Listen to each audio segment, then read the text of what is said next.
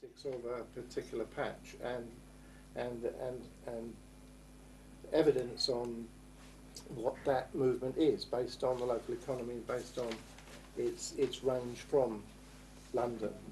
I mean, they used to say that you'd never get people out of cars going into central London from Chelmsford, but most commuters from Chelmsford would not think about using their car.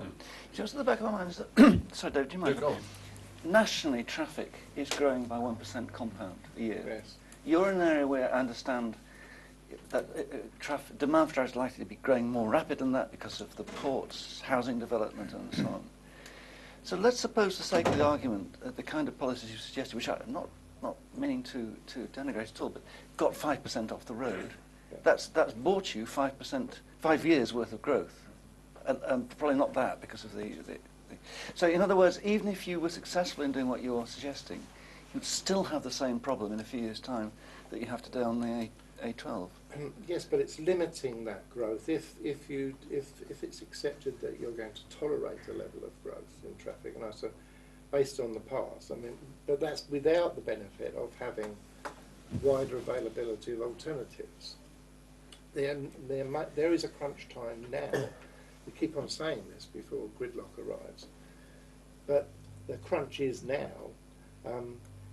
You can limit the amount of that amount of growth, and you should actually be trying to get traffic reduction locally. And I do solidly believe that you can divert the demand, London bound or the commuter bound, wherever whatever place is commuted towards and from, that can be reduced on the A12. Intercepting journeys at the earliest possible time must be the way, and that can be done right back to local communities. If they are connected to the wider network of public transport services, rails, including rail, if they are able to safely cycle to the next village instead of, or the next from village to town, whatever, all of these things must make a contribution, and it's worth and it must be had. The alternative is just not, well, we've seen the consequences in Essex of not having an alternative. We must provide the alternative. Could I just butt in? I mean, some of these are individually relatively small in their own, I think, as Professor Glazer was saying. But there's also the issue, which you see the other side, if you improve the A12, which you all do, you then encourage more traffic onto it. And you get into this catch-22 position. I'm not saying you want a congestion like M25 in order to prevent it, but I think what we're saying is we don't believe perhaps enough has been done in Essex to genuinely push this modal shift stuff. And it is actually very difficult, I think. We haven't done the modelling.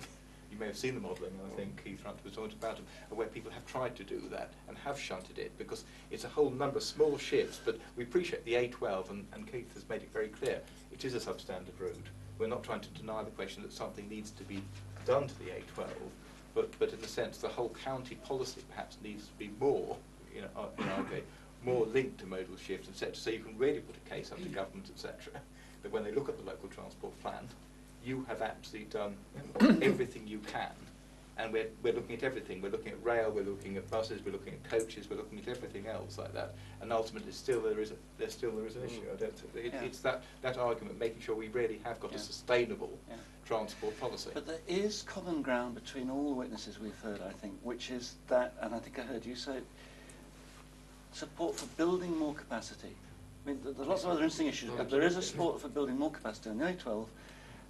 Certainly along part of the route to Baker Dual 3. I'm interested to try and understand better what the nature of the problem is that would help to solve for local people, because the story seems to be that there's wide recognition of this need and it hasn't been done. It's fallen through the cracks somehow in the national planning process. So I'm interested to know whether the system of appraisal that central government uses to try and identify problems and work out value for money or not, is or is not capturing the grief that people feel on the ground locally. I mean, are there things about what the day-to-day problem which don't get reflected in national decision making?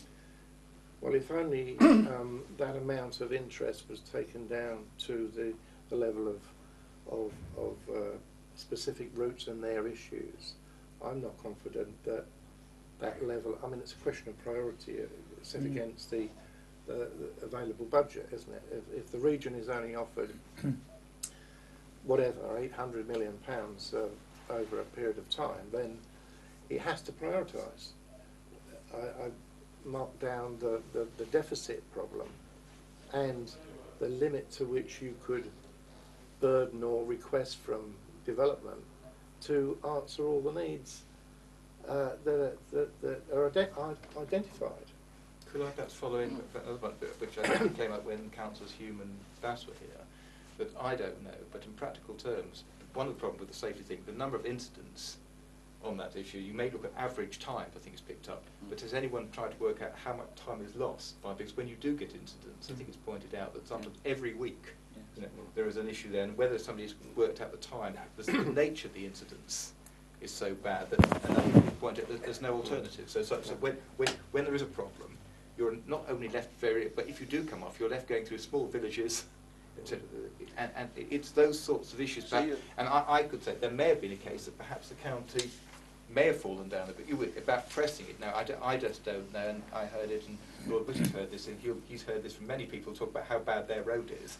It's very difficult for us. We know what the situation is in Essex, but we do know it is one of the worst roads, I think anyone would say, in the country, and not just one of the worst roads, is for when problems happen there. With HGVs hijacking across, you then end up not just closing one side, you end up closing both sides. I don't know whether this is as typical, and Lord Whitty maybe will sort of say, you are bad, but I can show you 25 other roads. I just don't know if that's the case. But we can certainly show you 25 other groups of individuals. Yes, but have they got a stronger case? But you would accept the proposition that a good way to try and measure the quality of service you're getting locally is to try to measure the reliability of the journey times, the predictability of journey times. Certainly, I think that's the case. We would like to start there. We would almost say start at the beginning, because in a sense, we've got to. I hope you'll take on board what Keith has been saying about sustainability. You've got to seek to get as much benefit of that, and genuinely for people to believe that there are different sort of modes that they can travel. In the end, it is going to be an artery road. It's a main road where there'll be a lot. But I think you've heard again, it is substandard.